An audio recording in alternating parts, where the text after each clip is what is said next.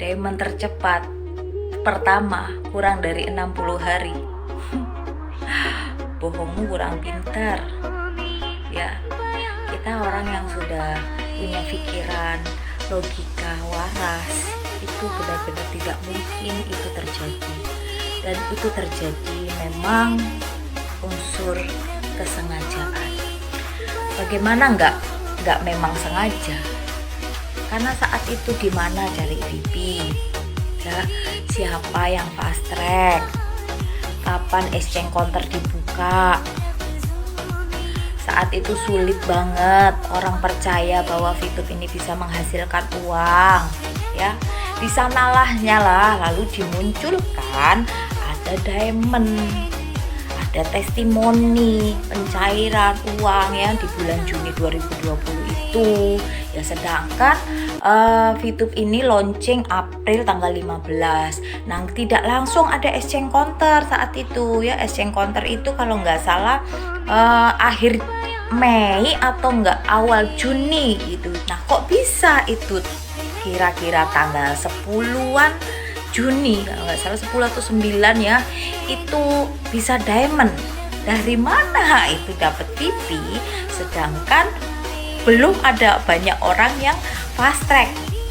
Iya, gratisan. Iya, banyak yang gratisan. Nggak ada saat itu banyak orang yang gugur ya. Registrasi aja sulit. Saat itu saya aja belum menjalankan, saya belum percaya. Banyak orang yang belum percaya. Karena itu ya teruslah harus ada contoh. Nah, kalau sekarang kita kenal adalah afiliator ya, influencer. memang mereka itu harus dibuat untuk meyakinkan orang.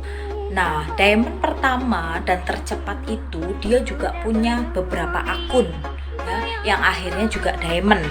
Tapi diamondnya itu normal ya, normal 8 bulan, 9 bulan, ada yang 10 bulan sampai terakhir kemarin ada yang jadi diamond.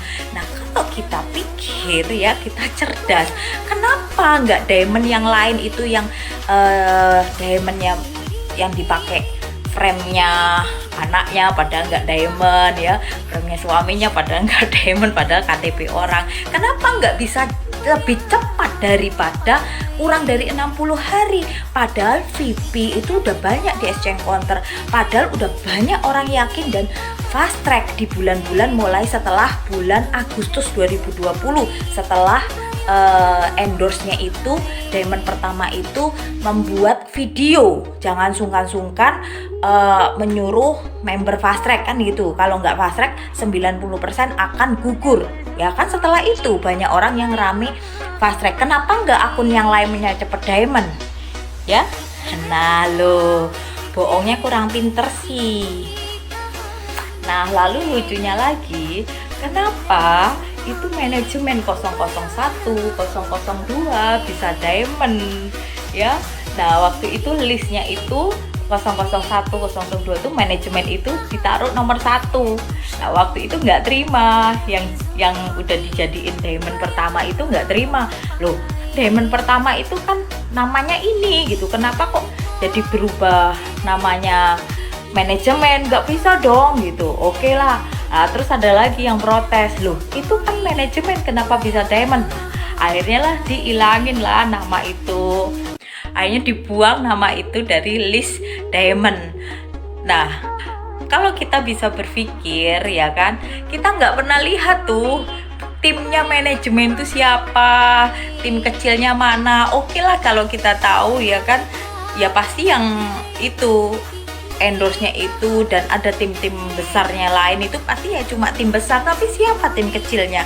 Sedangkan tidak akan bisa naik diamond kalau nggak tim kecilnya juga seimbang sesuai dengan exposure 80 sama 20 ribu ya, 80 ribu dengan 20 ribu. Nah, di situ aja ya kalian ya bisa lah ya, kita secara berpikir logika kita bisa berasumsi ya, kita bisa duga ya memang mereka bisa semaunya mencetak VP, semaunya membuat peringkat ya kan. Di bulan Juni yang diamond itu pertama, dari mana sih beli VP? Nggak ada kan? Oke, di situ aja kita bisa Jadi diamond itu kalau dihitung rupiah ya, yang dihasilkan dari exposure bawah itu totalnya kalau seimbang ya 80.000 exposure, 20.000 exposure itu di total sekitaran 15 miliar. Nah, andai kata diamond pertama tercepat itu punya uang, mau beli VIP, mau ngebom sendiri di bawah, cari VIP di mana? Sedangkan saat itu kan exchange counter belum ada. Dia diamond awal Juni. Nah, apakah bisa hanya waktu 1 minggu 2 minggu dia bisa cari VIP dari bawah? Kalau enggak itu memang disuplai dari atas, dari manajemen, tinggal klik gitu aja ya. Itu ya dugaan dan logika waras kita lah yang cerdas, yang bisa berpikir.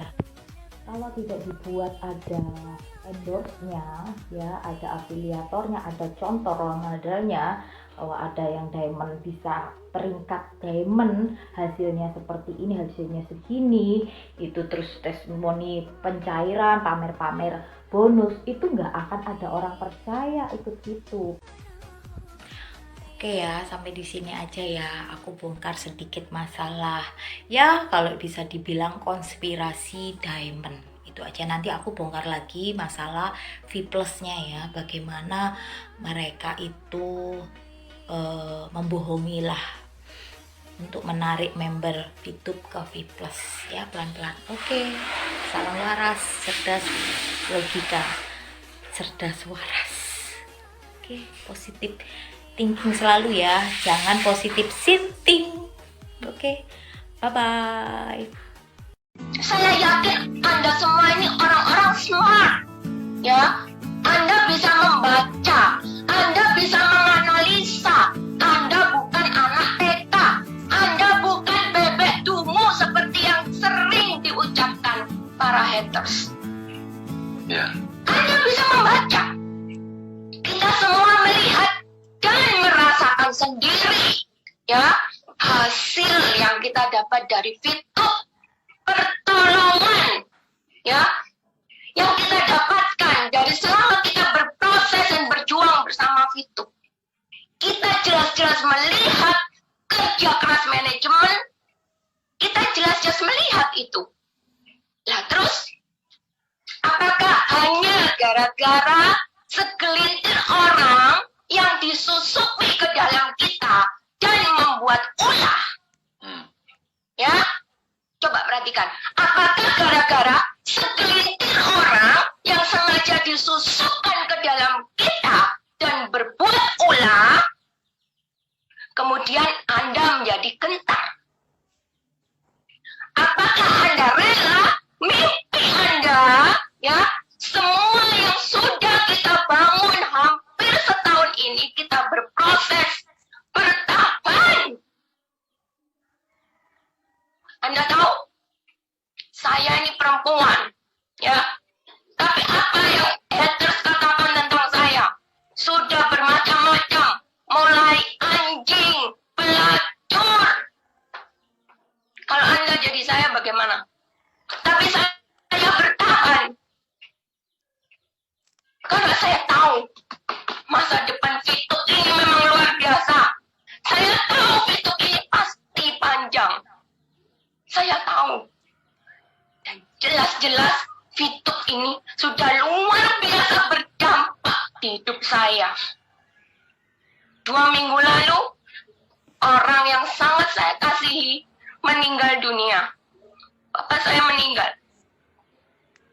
Dan Anda tahu, sebagai seorang anak, saya ini ingin berbakti kepada orang tua.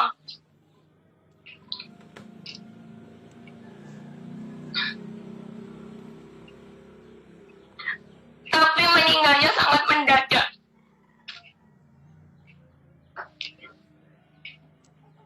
Saya hanya bisa memberikan yang terbaik, penguburan yang terbaik.